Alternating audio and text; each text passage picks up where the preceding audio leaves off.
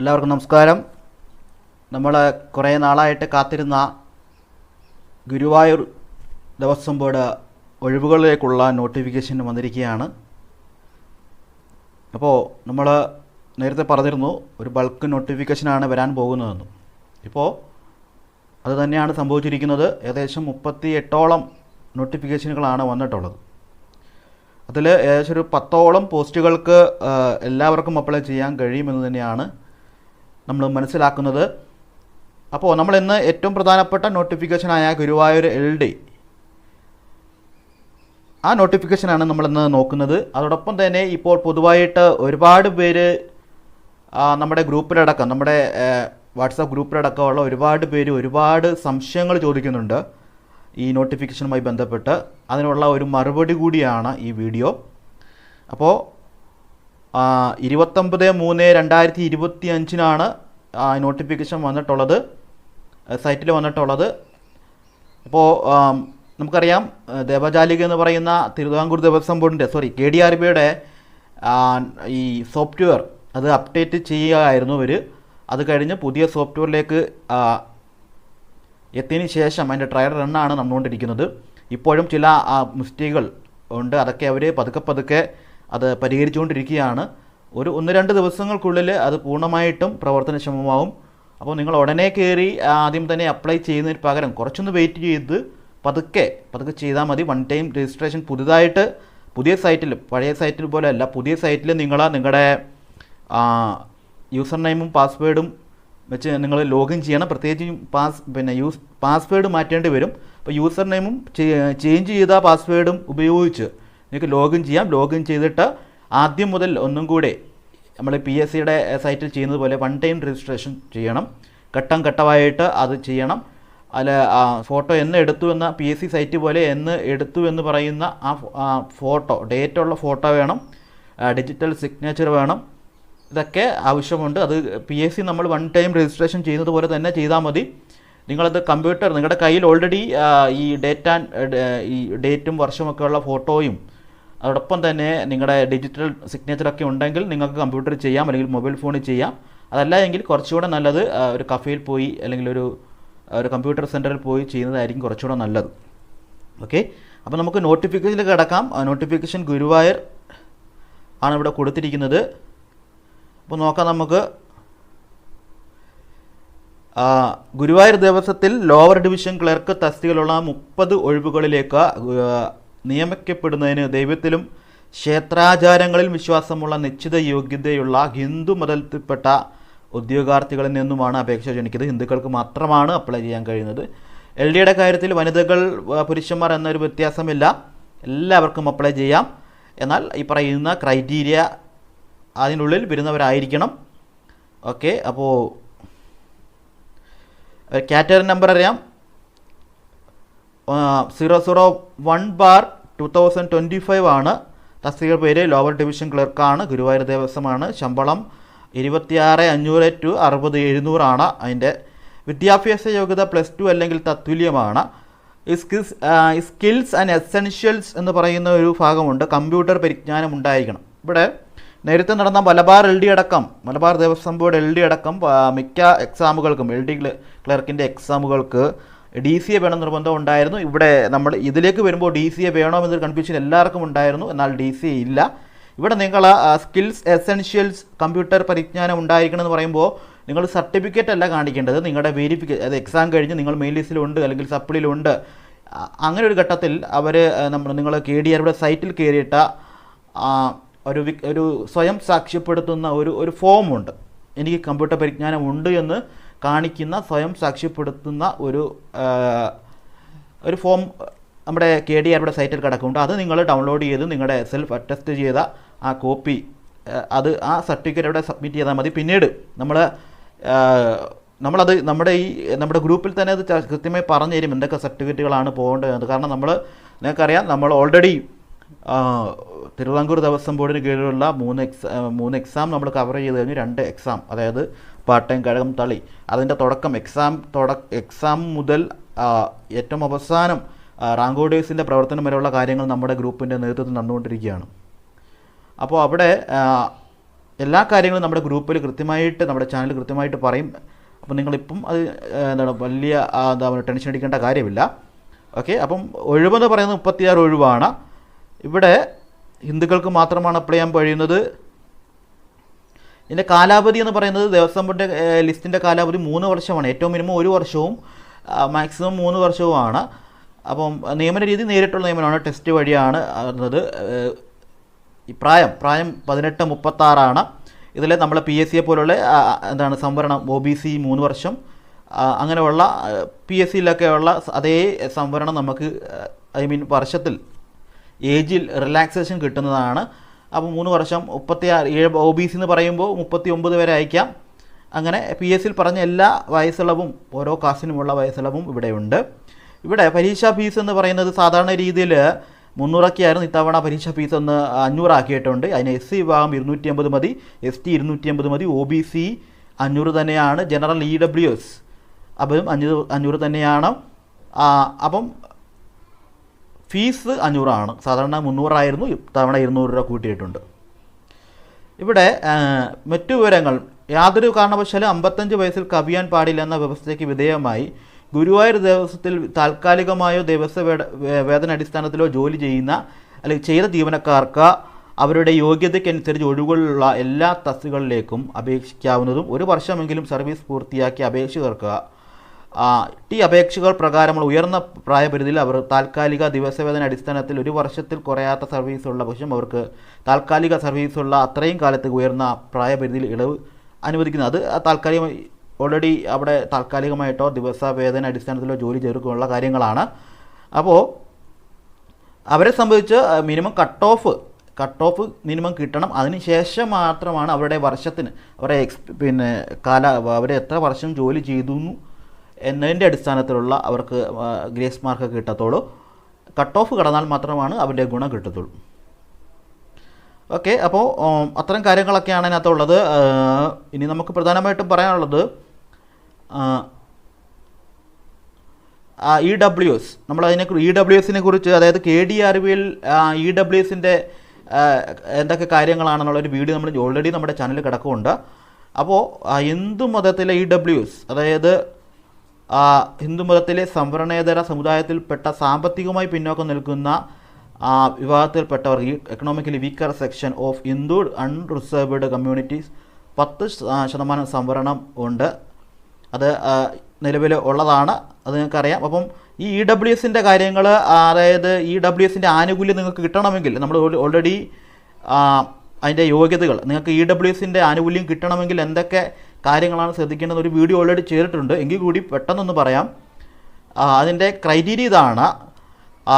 അതായത് നിങ്ങളൊരു EWS പെടുന്ന ആളാണെങ്കിൽ അതിൻ്റെ ആനുകൂല്യം കിട്ടണമെങ്കിൽ ഉദ്യോഗാർത്ഥികളുടെ കുടുംബത്തിൽ കേന്ദ്ര സംസ്ഥാന സർക്കാരിലെയോ പൊതുമേഖലാ സ്ഥാപനങ്ങളിലെയോ സഹകരണ മേഖലയിലെയോ സംസ്ഥാന സർക്കാരിൽ നിന്നും ധനസഹായം ലഭിക്കുന്ന സ്വയംഭരണ സ്ഥാപനങ്ങളിലെയോ കേന്ദ്ര സംസ്ഥാന സർക്കാരിൽ നിന്നും തദ്ദേശ സ്വയംഭരണ സ്ഥാപനങ്ങളിൽ നിന്നും ധനസഹായമോ ഗ്രാൻഡോ ലഭിക്കുന്ന വിദ്യാഭ്യാസ സ്ഥാപനങ്ങളിലോ റെഗുലർ ജീവനക്കാരൻ ഉണ്ടായിരിക്കരുത്.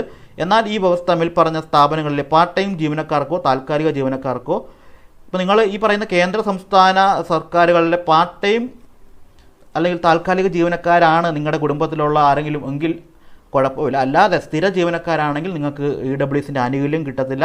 ഉദ്യോഗാർത്ഥിയുടെ കുടുംബത്തിൽ ആദായ നികുതി നൽകുന്ന ഒരംഗവും ഉണ്ടായിരിക്കരുത്. പിന്നെ ഉദ്യോഗാർത്ഥിയുടെ കുടുംബത്തിന് 1 ഏക്കറിൽ കൂടുതൽ ഭൂമി ഉണ്ടായിരിക്കരുത്. ഉദ്യോഗാർത്ഥിയുടെ കുടുംബത്തിന് മാസവരുമാനം എല്ലാവിധ സ്രോതസ്സിൽ നിന്നുമായി 25,000 രൂപയിൽ കവിയരുത്. ഇതൊക്കെയാണ് അതിൻ്റെ ക്രൈറ്റീരിയ എന്ന് പറയുന്നത്.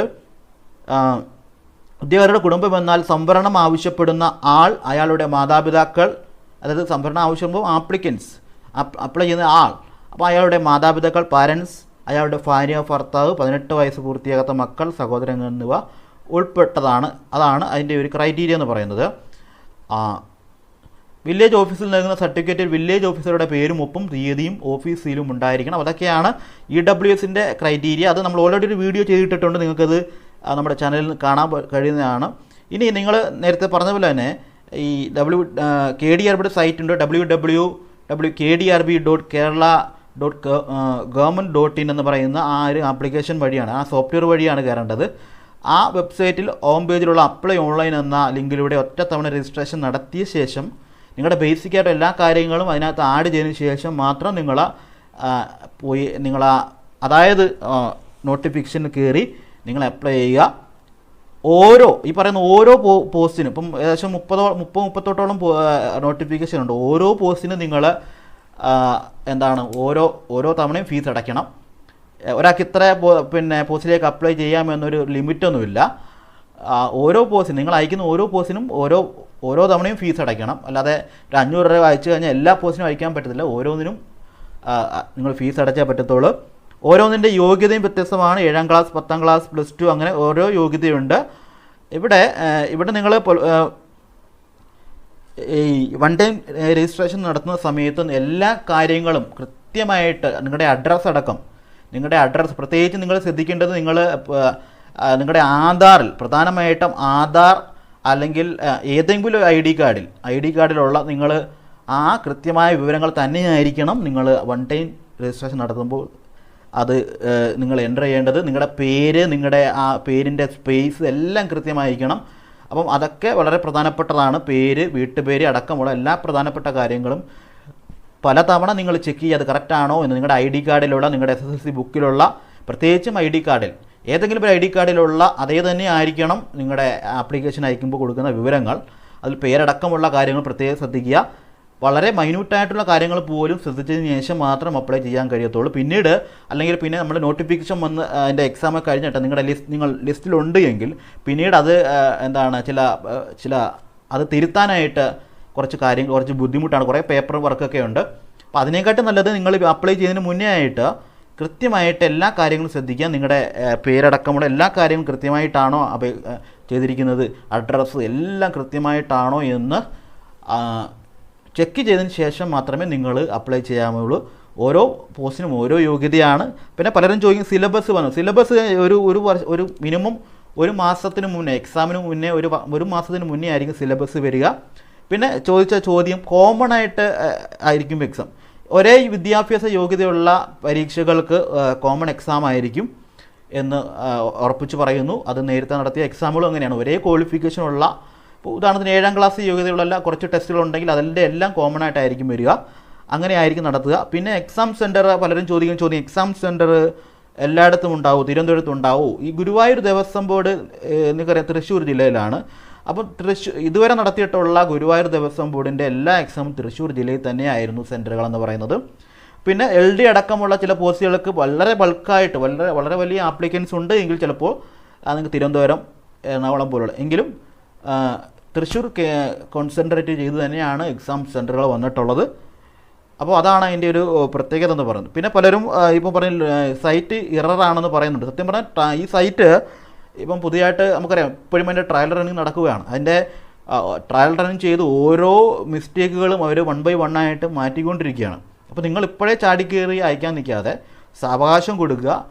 ഒരാഴ്ചയെ കഴിയുമ്പോൾ നിങ്ങൾ പതുക്കെ വൺ ടൈം രജിസ്ട്രേഷൻ ചെയ്തിട്ട് അപ്ലൈ ചെയ്യുക. അപ്പോൾ കൃത്യമായിട്ട് എന്ത് ചെയ്യുക, അത് അപ്ലൈ ചെയ്യാൻ പറ്റും. ഇപ്പോൾ നിലവിൽ പലരും പല ബുദ്ധിമുട്ടുകളും ഉണ്ട്. അത് നമ്മൾ വിളിച്ച് ചോദിക്കുന്ന സമയത്ത് അവർ പറയുന്നുണ്ട് ഇത് ട്രയൽ റണ്ണാണ്, 2 ദിവസം കൊണ്ട് അത് ഓക്കെ ആവും. പിന്നെ പലരും ചോദിച്ചത് ഈ പലർക്കും ഡിഗ്രിക്കാർക്ക് അയക്കാൻ പറ്റുന്നില്ല, അത് ഡിഗ്രിക്കാർക്ക് പറ്റത്തില്ലേ എന്നൊക്കെ ചോദിക്കുന്നുണ്ട്. അവരോട് പറയാനുള്ളത് നിലവിൽ KDRB നടത്തുന്ന ഒരു എക്സാമിനും ഡിഗ്രിക്കാർക്ക് പറ്റില്ല എന്ന് പറഞ്ഞിട്ടില്ല. അങ്ങനെ ഉണ്ടായിരുന്നുവെങ്കിൽ കൃത്യമായിട്ട് നോട്ടിഫിക്കേഷനിൽ നോട്ടിഫിക്കേഷൻ കൃത്യമായിട്ട് പറയുമായിരുന്നു ഡിഗ്രിക്കാർക്ക് പറ്റത്തില്ല. പിന്നെ ചില പോസ്റ്റുകൾ ചോദിക്കുന്നുണ്ട് വനിതകൾക്ക് പറ്റുമോ. വനിതകൾക്ക് ഏത് പോസ്റ്റിലായാലും വനിതകൾക്ക് പറ്റത്തില്ല എങ്കിൽ കൃത്യമായി നോട്ടിഫിക്കേഷൻ ഉണ്ടാവും ഈ പോസ്റ്റിന് വനിതകൾക്ക് പറ്റത്തില്ല എന്ന്. അപ്പോൾ ഡിഗ്രിക്കാർക്ക് അപ്ലൈ ചെയ്യാൻ കഴിയില്ല എന്ന് പറയുന്നത് തെറ്റാണ്. അത് നമ്മൾ വിളിച്ച് ചോദിച്ചപ്പോൾ നമ്മൾ പരമാവധി ഇത് പരിഹരിക്കാൻ, സൈറ്റിൻ്റെ പ്രശ്നമാണ്, പരമാവധി പരിഹരിക്കാൻ നോക്കുകയാണെന്നാണ് പറഞ്ഞിട്ടുള്ളത്. ഇനി ഡിഗ്രിക്കാർക്ക് പറ്റില്ലായിരുന്നെങ്കിൽ തീർച്ചയായിട്ടും ഒരു പ്രൊസീജിയർ ഉണ്ട്. PSC പോലെ തന്നെ അതിൻ്റെ യോഗ്യതാ മാറ്റമുള്ള കുറച്ച് പ്രൊസീജിയർ അതൊക്കെ കഴിഞ്ഞ ശേഷം കൃത്യമായി സർക്കുലർ ഇറക്കും. വനിതകൾക്ക് പറ്റത്തില്ല ഇന്ന പോസ്റ്റുകൾ, അല്ലെങ്കിൽ നോട്ടിഫിക്കേഷൻ കൃത്യമായിട്ടുണ്ടാവും. അപ്പം ഡിഗ്രിക്കാർക്ക് പറ്റില്ല എന്ന അത് തെറ്റിദ്ധാരണയാണ്. അത് നിങ്ങൾ ആദ്യ ഘട്ടത്തിൽ ഇങ്ങനെ അപ്ലൈ ചെയ്യാൻ നിൽക്കുമ്പോഴാണ് ഇതൊക്കെ മിസ്റ്റേക്കുകൾ വരുന്നത്. സൈറ്റ് കറക്റ്റായിട്ട് പ്രോപ്പറായിട്ടൊന്ന് വർക്ക് ചെയ്തതിന് ശേഷം നിങ്ങൾ അയക്കൂ, അപ്പം കുഴപ്പമില്ല. പിന്നെ വനിതകളെ സംബന്ധിച്ച് ഈ ഓരോ നോട്ടിഫിക്കേഷനിലും വനിതകൾക്ക് ഈ പോസ്റ്റിൽ പറ്റില്ല എന്ന് കൃത്യമായിട്ട് എഴുതി അതിനകത്തുണ്ട് എങ്കിൽ അത് കഴിയില്ല. അല്ലാതെ അത് പ്രത്യേകമായി എടുത്ത് പറയാത്ത എല്ലാ പോസ്റ്റിലും വനിതകൾക്ക് അപ്ലൈ ചെയ്യാൻ പറ്റും എന്ന് തന്നെയാണ് നമ്മൾ മനസ്സിലാക്കേണ്ടത്. അതാണ് പൊതുവായിട്ട് പലരും ചോദിക്കുന്ന ചോദ്യങ്ങളെന്ന് പറയുന്നത്. പിന്നെ മറ്റു ചിലർ ചോദിക്കുന്ന ചോദ്യം എക്സാം എന്നുണ്ടാവും. എക്സാം KDRBയുടെ ഒരു രീതി വെച്ച് നോക്കുമ്പോൾ നമ്മളിപ്പം ജൂലൈ ഓഗസ്റ്റ് മാസങ്ങളിലാവാനാണ് സാധ്യത. ജൂലൈ ഓഗസ്റ്റ് മാസങ്ങളിലാണ് സാധ്യതയുള്ളത്. അപ്പോൾ സിലബസ് ഒരു എക്സാമിന് മുന്നേ 1 മാസം മുന്നേ വരാൻ സാധ്യതയുണ്ട്. അത് അപ്പോഴാണ് അറിയുന്നത്. പിന്നെ പലരും ചോദിക്കുന്നത് ഈ സിലബസിൽ എന്തൊക്കെ, സിലബസിൽ നമ്മൾ ബാക്കിയുള്ള സബ്ജക്റ്റുകൾ ഇപ്പോൾ ഉദാഹരണത്തിന് ഇപ്പോൾ 7ാം ക്ലാസ് യോഗ്യതയുള്ള ടെസ്റ്റിന് ചിലപ്പോൾ നമുക്ക് ഇംഗ്ലീഷ് ചിലപ്പം കണ്ടില്ല, പക്ഷേ മലയാളം ഉണ്ടാകും, 10 മാർക്ക് മലയാളം ഉണ്ടാവും, 10 മാർക്ക് മാത്സ് ഉണ്ടാവും, IT നിന്ന് കുറച്ച് ചോദ്യങ്ങൾ. അത് ചിലപ്പോൾ അത് ഈ 7ാം ക്ലാസ്സിലേക്ക് വരുമ്പോൾ നമുക്ക് അത് കൺഫേം അല്ല. എങ്കിലും 20 മാർക്ക് സ്പെഷ്യൽ ടോപ്പിക്, ക്ഷേത്ര കാര്യങ്ങൾ, ആചാരങ്ങൾ, ഐതിഹ്യങ്ങൾ എന്നിവയെക്കുറിച്ച് 20 മാർക്ക് സ്പെഷ്യൽ ടോപ്പിക്കും ഉണ്ടാവും. 10 മാർക്ക് മലയാളം, 10 മാർക്ക് കണക്ക്, 10 മാർക്ക് ഇംഗ്ലീഷ്. ഇവ ഉറപ്പായിട്ടും ഉണ്ടാവും. ബാക്കി GKയിൽ വരുന്ന സിലബസിൽ വരുന്ന കാര്യങ്ങൾ എന്തൊക്കെയാണെന്ന് ഡീറ്റെയിൽഡ് സിലബസ് വന്നാൽ മാത്രം അറിയത്തുള്ളൂ. അപ്പം ഉറപ്പായിട്ടും സ്പെഷ്യൽ ടോപ്പിക് 20 മാർക്ക് ഉണ്ടാവും, 10 മാർക്ക് മാത്സ് ഉണ്ടാവും, 10 മാർക്ക് മലയാളം ഉണ്ടാവും, 10 മാർക്ക് ഇംഗ്ലീഷ് ഉണ്ടാവും.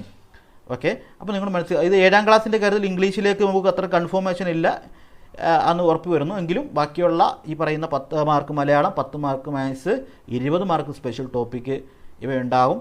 അപ്പോൾ ടോട്ടലി 100 മാർക്കിനാണ്. നമ്മൾ PSCയുടെ ടൈം പോലെ തന്നെയാണ്. അപ്പോൾ നിങ്ങൾ സ്പെഷ്യൽ ടോപ്പിക്കൊക്കെ നിങ്ങൾ പ്രത്യേകം നോക്കുക. അതാണ് അതിനകത്ത് പറയാനുള്ളത്. പിന്നെ ഇത്രയും കാര്യങ്ങളാണ് പൊതുവായിട്ട് ഇപ്പം പലരും ചോദിക്കുന്നത്. പിന്നെ നിങ്ങൾ പറയുന്നുണ്ട് ഇപ്പം നേരത്തെ നമ്മുടെ KDRBയുടെ സൈറ്റിനകത്ത് നമുക്ക് ഫോട്ടോ അപ്ലോഡ് ചെയ്യുമ്പോൾ ഡേറ്റിൻ്റെ പ്രശ്നമില്ലായിരുന്നു. പക്ഷേ ഇപ്പോൾ നമ്മൾ ഫോട്ടോ അപ്ലോഡ് ചെയ്യുമ്പോൾ ഡേറ്റ്, ആ ഫോട്ടോ എടുത്ത ഡേറ്റ്, വർഷം എന്നിവ കൃത്യമായിട്ട് അതുള്ള ഫോട്ടോ പരമാവധി നിങ്ങൾ അത് ആഡ് ചെയ്യാൻ നോക്കുക.